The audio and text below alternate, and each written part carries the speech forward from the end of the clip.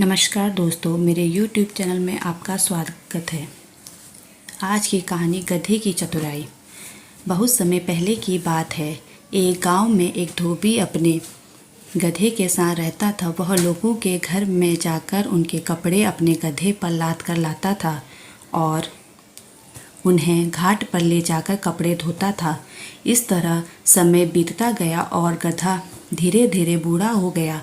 अब गधे में पहले की तरह ताकत नहीं रही। वह पहले की तरह ज़्यादा वजन उठाने के लायक नहीं है रहा। एक दिन की बात है। धोबी लोगों के घर पर जाकर कपड़े गधे पर लादकर घाट की तरफ जा रहा था। उस दिन बहुत ही गर्मी थी, जिसके कारण कमज़ोर गधा और ज़्यादा थक गया था। घाट की तरफ जाते समय रास्ते में गधा एक खड्डे में लड़खड़ा कर गिर गया। धोबी ने अपने गधे को खड्डे में से निकालने के लिए बहुत कोशिश की, लेकिन वह उसमें सफल नहीं हुआ। गांव के कुछ लोगों ने भी आकर गधे को खड्डे में फंसा देखा तो उसको बाहर निकालने के लिए मदद की, लेकिन वह सब भी गधे को खड्डे में से ना निकाल सके।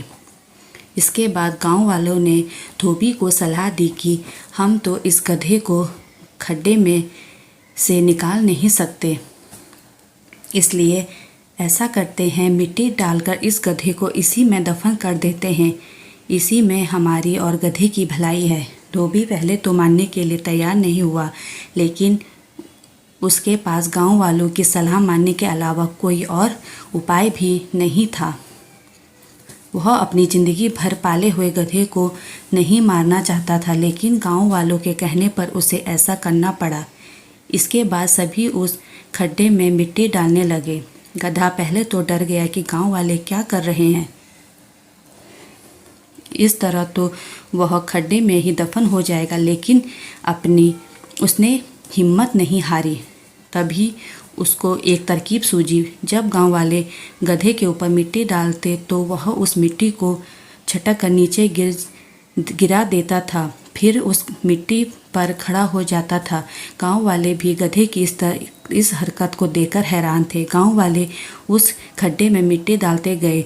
कुछ समय के बाद उस खड्डे में मिट्टी भरकर गधा ऊपर आ चुका था। वह कूदकर उस गड्ढे से बाहर आ गया। यह देखकर धोबी और गांव वाले बहुत खुश हुए और सभी ने गधे की चतुराई की तारीफ की। इस कहानी से हमें यह शिक्षा मिलती है कि हमें कभी भी मुश्किल परिस्थिति में घबराना नहीं चाहिए और चतुराई से काम लेना चाहिए, जिस तरह गधे ने चतुराई से काम लेकर अपनी जान बचाई। मेरे प्यारे दोस्तों, आपको कहानी कैसी लगी कमेंट में ज़रूर बताना। अगर अच्छी लगी हो तो कमेंट करना, शेयर करना और ज़्यादा से ज़्यादा सब्सक्राइब करना। धन्यवाद। जय हिंद।